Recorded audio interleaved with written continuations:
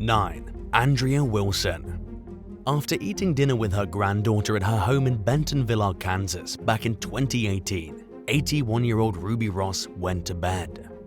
Little did she know, her 26-year-old granddaughter Andrea Wilson had stopped taking her prescription mood stabilizers and started to believe that God was commanding her to sacrifice a human so she wouldn't go to hell.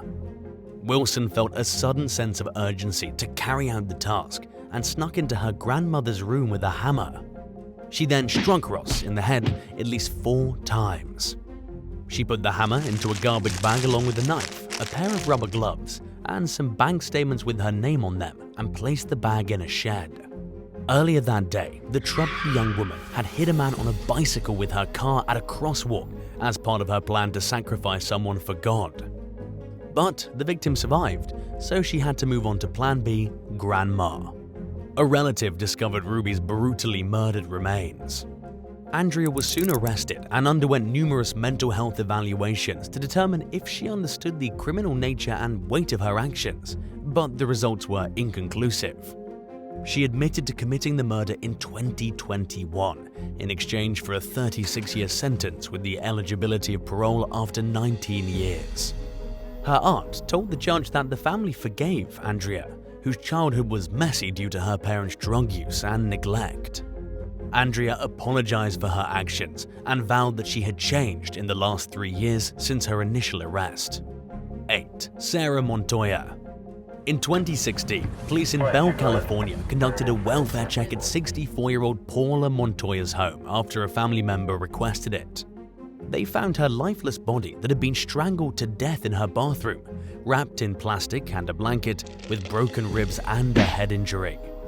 The last person to see Paula alive was her 24-year-old granddaughter, Sarah, who had fled to Mexico with her 4 children. Authorities from the country turned her over to U.S. Marshals when she tried crossing back into the States. Prosecutors claimed Sarah snapped after Paula told her she didn't want her or her boyfriend at the house anymore, but released few other details about what led up to the actual crime. Sarah pleaded no contest to voluntary manslaughter and received a 26-year prison sentence for her actions. 7. Heather Barbera.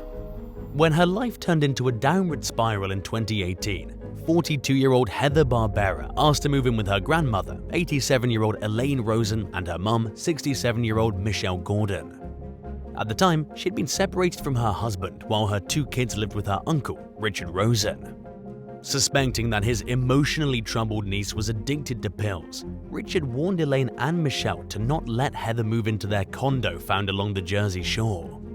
The women took her in despite this warning, and the household soon became hostile just like Richard predicted it would.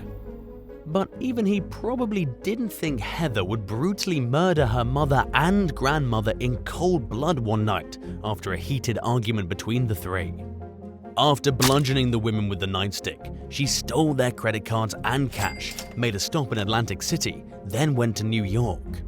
In the meantime, Richard found the victims' bodies and called 911. Police tracked Barbera through her stolen credit card activity and took her into custody in Manhattan 3 days after the murders. She pled guilty to murder and manslaughter in exchange for a 42-year prison sentence. To her Uncle Richard, it was far from justice. But her formerly estranged husband, who she apparently made amends with, felt the opposite way about the outcome of her case. He vowed to fight for Heather and told the Philadelphia Inquirer that he planned to hire a new lawyer and appeal the charges. 6. Angela Wamsley. Nellie Sullivan was over 90 years old and had dementia when she vanished from North Carolina in 2020. Police suspected that she was dead and that her granddaughter Angela Wamsley and Wamsley's husband Mark Barnes were the cause. One of their first clues about the couple's potential involvement came when detectives discovered that they cashed out Sullivan's social security and retirement checks and filled her medications after her disappearance. Their former neighbor, Belinda Moody, told local news station WLOS that before Sullivan went missing, she sometimes took food over to the elderly woman, who was often alone for long periods of time with nothing to eat.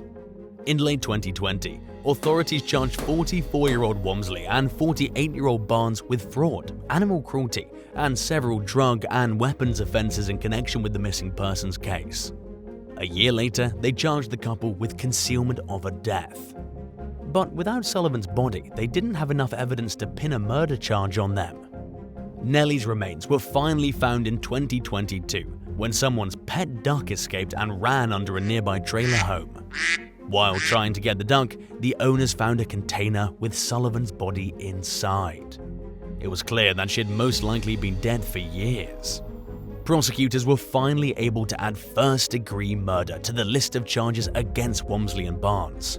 Their trials are still ongoing. 5. Kenya Mabson. One day back in 2005, Kenya Mabson showed up unannounced to the Los Angeles home her mother and grandmother shared, saying she and her children had nowhere to go. 83-year-old Pauline Axel allowed her granddaughter and the 3 kids to stay for a short time, but they weren't technically supposed to be there under the terms of her Section 8 rental agreement. Concerned that she could lose her funding and home, Axel told Kenya that she had to find somewhere else to stay, and while she wasn't combative, she seemed in no rush to leave. One day, Kenya's mother came home to find Axel and her caretaker, Ellis Dunbar, dead after getting stabbed multiple times. Kenya and her 3 kids were gone, but police found evidence connecting her to the murders and arrested her later that day at a hotel close by. Her defense lawyer argued that Kenya had been suffering from untreated paranoid schizophrenia from close to a year leading up to the crime. He described his client as a recluse, plagued by delusions of getting stolen at birth and followed by someone who wanted to hurt her and the children. Voices in her head apparently told her to stay at the apartment even though she was told to leave. A court-appointed psychiatrist testified that something catastrophic occurred in Kenya's mind, causing her to kill the victims. The jury found Kenya not guilty by reason of insanity. She was still committed to a mental institution though for an indefinite period, meaning she could see freedom again if her sanity was restored. 4. Harley Swan. Concerned residents in Enfield, Connecticut called 911 one evening in 2021 after hearing what sounded like shattered glass and a neighbor screaming for help from a nearby home. When police came, they found 72-year-old Mary Rose Riak face down in a pool of blood with her throat sliced. Her granddaughter, 22-year-old Harley Swan, then exited the bathroom covered in blood and water. Officers held Harley at gunpoint while they searched the apartment and found Riach's boyfriend, 63-year-old James Bell, dead with multiple injuries to his head. Riach was clinging on to life, but was pronounced dead at hospital just a short while later. At the time of the murders, Bell had a protective order banning Harley from contacting him after an argument they had about a month before when she was living with the couple. The protective order required Harley to move out, so she stayed with her other grandmother for a few weeks, but ended up back at Riach's home shortly before the double homicide. Police charged the young woman with 2 counts of murder. She argued that one of the victims attacked her first, but the bottom line was that she wasn't even supposed to be there and was still in violation of the protective order. Harley's other grandmother, Lynn Olden, told the Journal-Inquirer that her granddaughter was emotionally distant to the point of being unable to form friendships and close bonds with people. She isolated herself to a concerning degree and refused to accept help when it was offered, including breaks on the rent she paid to live at Olden's house. In hindsight, Olden said she wished Harley had gotten help for whatever was going on inside her mind. She remains behind bars on a $2 million bail while the case works its way through the justice system. 3. Greedy granddaughter. When a 40-year-old woman's grandfather in Florida began to show signs of diminishing mental capacity in 2021, she took advantage of his vulnerable state by stealing over $66,000 from him. The victim had recently been moved to an assisted living facility in the town of Lady Lake, but still relied on his granddaughter to drive him to appointments. Eager to cash in on the Vietnam veteran's $100,000 payout he received from the government for Agent Orange injuries, the woman wrote a handful of fraudulent checks with a checkbook her grandfather kept in the car. She also had him sign paperwork that he didn't understand and tried to claim that she was the man's power of attorney in her repeated attempts to get his money. The suspect's brother was the real power of attorney though, and he eventually noticed the fraudulent activity, which included several forged checks for thousands of dollars written out to multiple people. One $8,000 check was written to the grandfather's ex-wife, whom he would never willingly give money to. The victim and his son reported the financial crimes and said they wanted the suspect prosecuted. She was charged with 8 felonies related to her fraud, including grand theft of a person older than 65, which comes with stiffer penalties after conviction. In cases where the theft exceeds $50,000, the charge is considered a first-degree felony, which can carry a life sentence in Florida. 2. Jessica Rampa Sadsign. 72-year-old Patricia Kohler weighed only 59 pounds when she died in September 2012.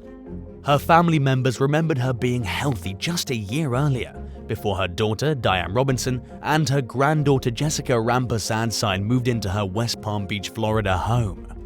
Her health then started to rapidly deteriorate. After determining that Kohler had starved to death, investigators accused Robinson and Rampa Sadsign of deliberately depriving her of food to kill her. They charged the pair with first-degree murder, aggravated abuse of an elderly person, grand theft, and false imprisonment for their actions. Prosecutors accused the mother and daughter of extreme neglect, claiming that they kept Kohler locked in a room for days at a time with no breaks. Besides letting her eat, they denied her proper medical care. In the meantime, the victim's finances dwindled.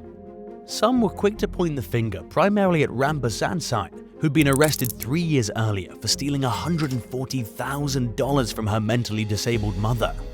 Robinson received a 6-figure payout after getting in a car crash and accused her daughter of using threats, manipulation, and force to get her hands on the payout money.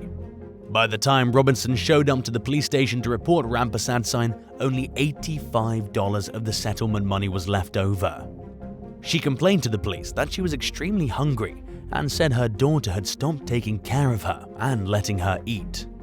Rampa Sadsign reportedly sweet-talked Robinson into not cooperating with the case against her and got off the hook with just probation. After her grandmother's death, though, many people saw parallels with the way she was accused of treating her mother in the years before. In 2019, Robinson pleaded guilty to participating in her mother's death and agreed to cooperate with prosecutors, including the possibility of testifying against her daughter. Rampa Sadsign was also expected to plead guilty to the same charge according to the last public update, which does not say anything about their sentences. 1. Savannah Marie Jennings. One day in early 2018, 19-year-old Savannah Marie Jennings went to the Elbert County Sheriff's Office in Georgia to report her missing grandfather. The next day, a relative showed up at the station and said that the young woman's claims weren't adding up. Detectives questioned Jennings, who eventually admitted to lying. They found the body of 86-year-old Otha Perrin near a pond and found a .22 caliber rifle nearby. Perrin had been shot 6 times. The investigation revealed that Jennings most likely wanted her grandfather dead for his money. She lived with Perrin and had drained most of his bank account and now needed a new source of money. Jennings was the beneficiary of a life insurance policy Perrin had placed on his late wife, so the elderly man was the only thing standing in her way of collecting on it. She recruited the help of her friends, 19-year-old William David Peterson and 18-year-old Dakota Scott Street.